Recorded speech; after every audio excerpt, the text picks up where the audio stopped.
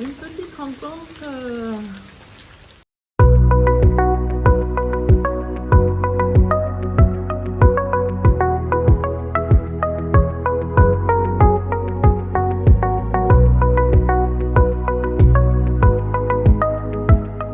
Bonjour, je suis Pascal. Et moi Patrick, et nous voyageons sur la côte ouest de l'Australie à bord de notre 4x4. Nous souhaitons vous partager notre aventure et vous faire découvrir ces fabuleux paysages. C'est notre dernier jour dans le parc de Kakadu. Nous sommes exactement à Coïnda, un endroit qui fait lodge et camping, ainsi que station essence et petite épicerie. Il n'y a rien d'autre à la ronde. Le matin, nous sommes partis à pied à 1 km du camping, voir la faune et la flore d'un billabong nommé Yellow Water, sous une chaleur étouffante de 35 degrés, nous disant que nous y retournerions le soir au coucher du soleil pour voir peut-être plus d'animaux. Nous avons quand même vu un wallaby, un énorme buffle, mais trop loin pour être photographié. L'après-midi, nous avons bien apprécié la piscine du camping. Désolé, encore quelques images de Pascal en train de barboter. Malheureusement, le soir, un orage a éclaté et nous n'avons pas pu retourner voir le coucher du soleil au billabong. Nous sommes restés au camping où nous avons vu un serpent que la pluie a fait sortir.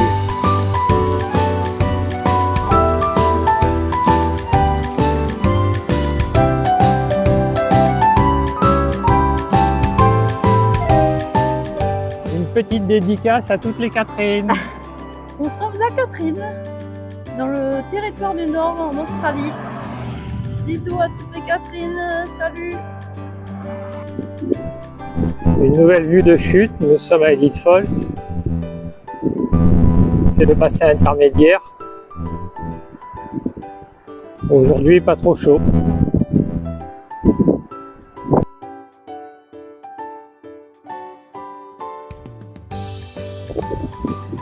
Toujours à Edith Falls, nous sommes arrivés au bassin supérieur.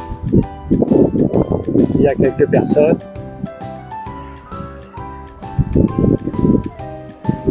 Et oui, encore des cascades, des baignades. C'est principalement le centre d'intérêt ici.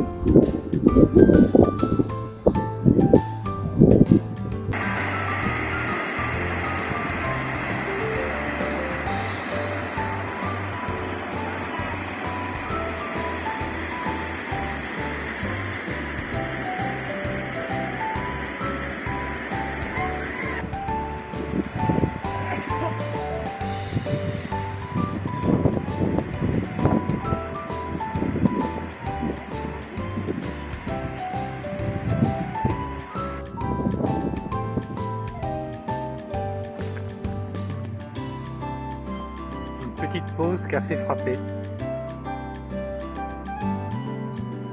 Nous voici arrivés au Hot Spring. Ce sont des sources d'eau chaude. Ouais, chaude. Elle n'est pas si chaude que ça, elle est à 30 ou 31 degrés.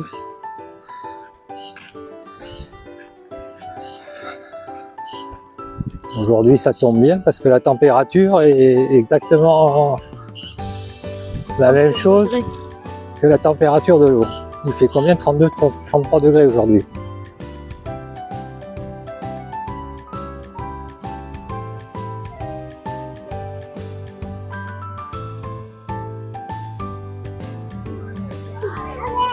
À cette heure-ci, il y a pas mal de monde dans l'eau. On est tout le temps en train de se baigner en fait.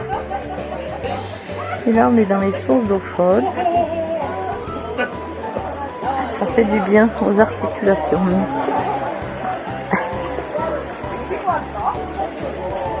C'est tout ce que je dis.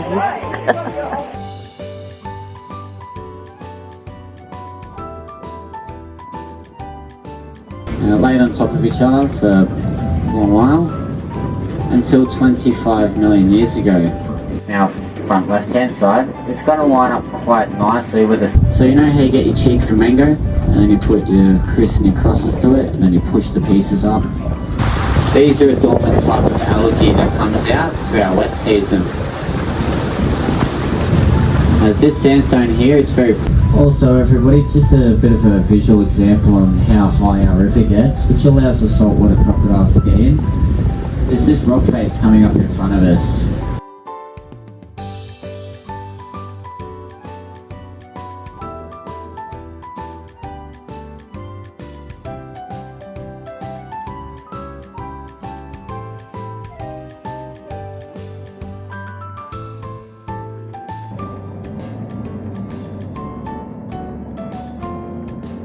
Attention aux vaches.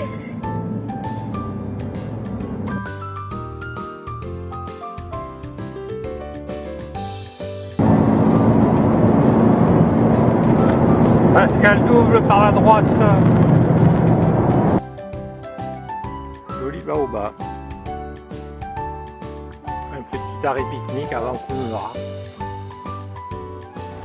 Pour passer du territoire du Nord où nous étions au territoire ouest australien où se trouve Kununurra, il faut franchir une sorte de douane qui dépend du ministère de l'Agriculture et qui contrôle que l'on n'importe pas des fruits et légumes frais, du miel et autres produits afin de préserver l'agriculture et l'environnement de ce territoire. Bref, nous avions tout fait cuire ou manger avant cette frontière. La personne en charge du contrôle nous a fait tout ouvrir, frigo, tiroir de la cuisine, etc. Un sans faute pour nous, car il n'y a rien eu à confisquer. Un petit baobab dans le camping à Kununurra.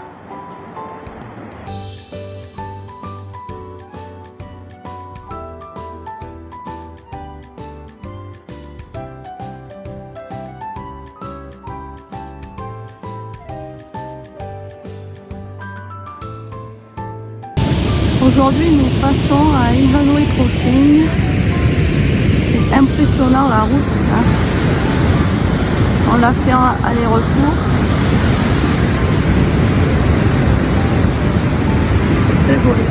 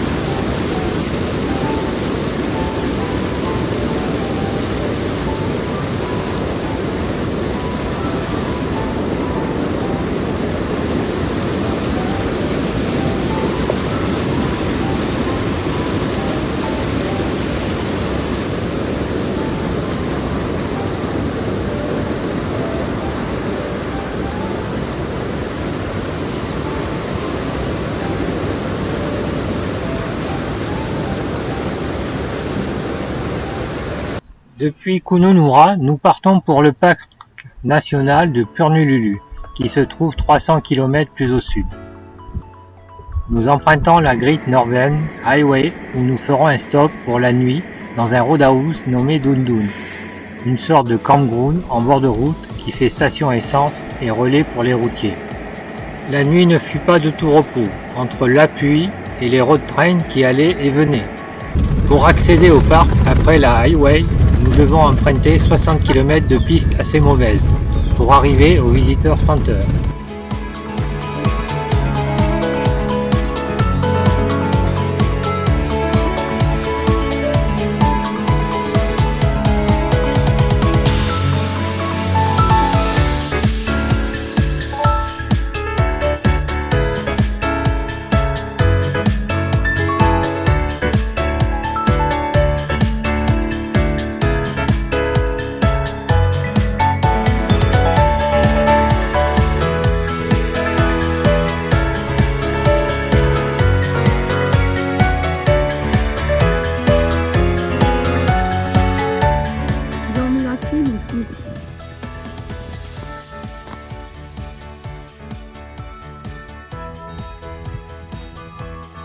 Nous sommes à la cathédrale. Et je comprends pourquoi ça s'appelle la cathédrale. Une espèce de voûte et des parois assez hautes.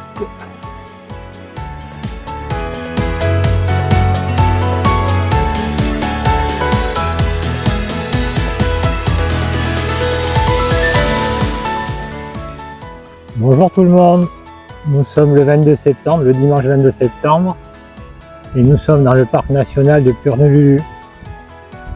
Nous venons de faire une marche de 2 km à 35 degrés. Donc là maintenant on fait une petite pause, on vient de manger. Et derrière nous, vous voyez, il y a les monticules, les espèces de ruches qu'on appelle les dômes. Donc on est allé crapahuter au milieu, dans les gorges en fait. Voilà. Et ce soir, on dort dans le parc en totale autonomie, sans eau, sans électricité, du moins, rien qu'avec les moyens de la voiture. Donc ça va être une petite répétition avant la grande aventure de la Gibb River Road. Normalement, d'ici 2 jours, nous partons sur la Gibb River Road. Après Purnululu, nous allons remonter sur Kununurra, nous reposer une journée et après on attaque la Gibb River Road. Qui fait 650 km de long. C'est une belle piste. Par contre, la piste pour venir ici n'était pas si facile que ça, il y avait 50-60 km. Donc, il y a beaucoup de tôles ondulées. Donc, beaucoup de tôles ondulées, bon, les guiers ça allait, il n'y a pas beaucoup d'eau. Mais ça a pas mal bougé dans la voiture. Ça secouait, le shaker. Voilà. Bon, mais allez. À plus tard. Il est 9h30 environ. Et nous sommes sur le sentier de State Valley. Il ne me fait pas froid. Nous avons passé notre première nuit dans le camping, dans le parc de Purnululu. Dans le campground. Et nous avions eu un orage toute la nuit. Il a bien plu aussi. Donc on n'est pas très en avance. On a attendu que ça se calme, mais ça a mis du temps.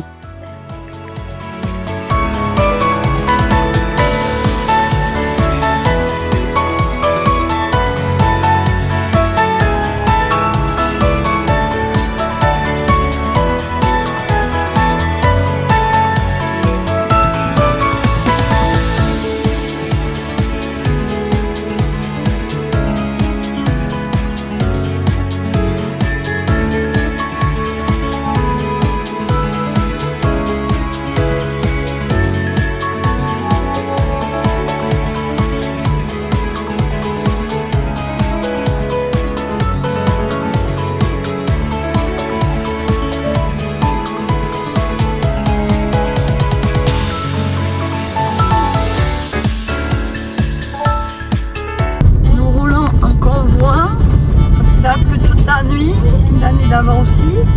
Nous roulons en convoi, nous sommes 3 véhicules parce que par endroit ça va être compliqué pour passer, donc on va voir ce que ça donne. Ce matin il y avait 1,40 m d'eau. Apparemment ce matin il y avait 1,40 m d'eau par un endroit, donc on va voir.